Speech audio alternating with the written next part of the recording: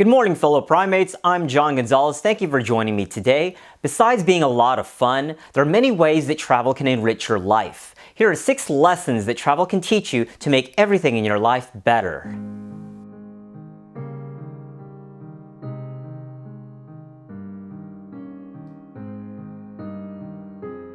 The planet Earth is currently home to almost 7 billion human beings who have very little understanding of each other and the world they inhabit.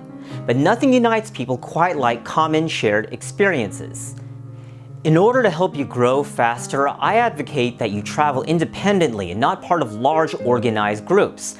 This way, you can decide for yourself what you want to see and do on your timetable, and it gives you the ability to reflect and absorb your experiences better. Moreover, you're more likely to interact with the local culture and people and not just other tourists on the tour bus. After all, you didn't travel all the way to, say, China just to meet other Americans, did you? So, the first lesson that travel can teach you is confidence. It takes courage to step outside your comfort zone and to try new things. You've got to be assertive, but polite, in order to accomplish your goals and to get what you want when you're traveling. If people are pushing to the front of the line to get to that ticket counter or to board that train, and that's the way they do things in that country, well then by all means, join right in, squeeze right in. Don't be afraid to talk to people, interact. Don't be afraid to ask for help or directions. You will be surprised at how helpful and hospitable people can be around the world. It could even restore your faith in humanity. You'll learn to expect the unexpected and not be afraid of uncertainty. You'll conquer your fears and learn that you are not always in control. And you'll eventually be totally okay with that. The second thing that travel can teach you is discipline. One of the first things you learn on the road is that airplanes, buses, and trains will not wait for you. Not all cultures share the same concept of time and punctuality. Some cultures simply cannot be rushed. It is not unusual that some places I've gone, I've waited more than an hour for fast food. You'll also learn to think ahead and be prepared. Sunscreen, umbrellas, battery chargers, medications. You will learn self-reliance and personal responsibility. Don't expect other people to take care of you and exercise self-control. The third thing travel can teach you is creativity. Things go wrong sometimes when you travel. You'll have to learn to adapt and overcome adversity. Don't have a knife? Use a spoon. Don't have scissors? Use the nail clipper. Blackouts happen, labor strikes occur, machines break down, trains run behind schedule, hotels miss wake-up calls, pickpockets may steal your wallet. Things go awry. You'll learn to be patient with trivial inconveniences.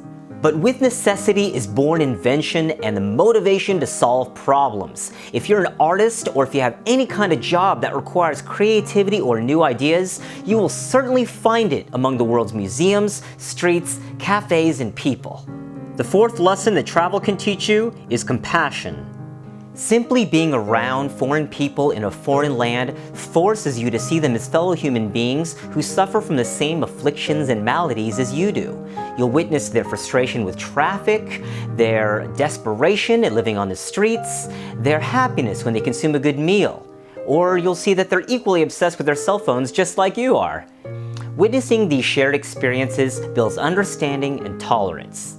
Grasping your common humanity, you'll discover your own capacity for forgiveness at the failings of others. You already know the world is full of injustice, but it's made all the more real when you witness poverty and inequality firsthand. So when you watch the news and you hear about an earthquake in Haiti, or a civil war in Syria, or a genocide in Rwanda, you feel more connected having been to those places and met those people. This makes us more involved, summoning an urge to help generously to build a more harmonious world. For in the final analysis, our most basic common link is that we all inhabit this small planet. We all breathe the same air. We all cherish our children's future, and we are all mortal. The fifth lesson travel can teach you is humility. Realizing that there are millions of people around the world who have a very different opinion than you about religion or politics is eye-opening. Certainty is easy when you're surrounded by like-minded people in your small town. But are you still certain when you're in another country and you're surrounded by millions of people who are equally certain in their deity or in their form of government? Understanding this leads us to respect the values and dignity of others. The sad truth is that poverty is an inescapable reality for millions and millions of people, regardless of their willingness to work to improve their lives. I have been to some places where people can be hungry and destitute and still find a way to smile every day. How is it that we can live in a rich country like the United States with all the material possessions, entertainment, and food we could ever possibly need, and yet we still find ways to be unhappy, depressed, lonely, and empty? The things that we think are a big deal really aren't. In the cosmic scale of time, the human species is not even a hair's width on that time frame. Look down from an airplane and you'll see how small we look. Realizing our cosmic insignificance should humble you. The sixth lesson that travel can teach you is gratitude. Knowing that you can fly home to your first world comforts and relative wealth should make you feel grateful for everything that you have. I always say that I'm never more grateful to be an American citizen than when I'm not in America, because it is then that I realize most that the things I assumed were self-evident and obvious and universal are not in fact self-evident, obvious, and universal everywhere in the world. Public drinking fountains are not readily available, drink refills are not free, coffee refills are not free, ketchup and other condiments cost extra, dining in a restaurant as opposed to takeout will cost you extra, using the restroom will cost you money. The customer is not always right. Things you buy are usually non-refundable. Pedestrians do not have the right of way. Services are not always quick and timely. In some countries, public displays of affection or saying negative things about the government can land you in jail. Globally speaking, cheap electricity, soft beds, clean drinking water, these are luxuries. Understanding these things should give you appreciation for your relatively comfortable, safe, secure, easy first world life, and it should fill you with contentment and peace of mind in knowing that these things cannot be easily taken away from you. Even when people from poor countries visit richer countries, they learn to better appreciate their own lives. Because after all, there's no place like home, and there's always someone far worse off than you.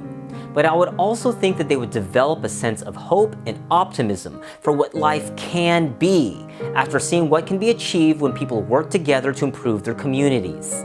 Valuing the rule of law, democracy, a culture of openness and tolerance, they can live in hope for progress, that a better life is possible.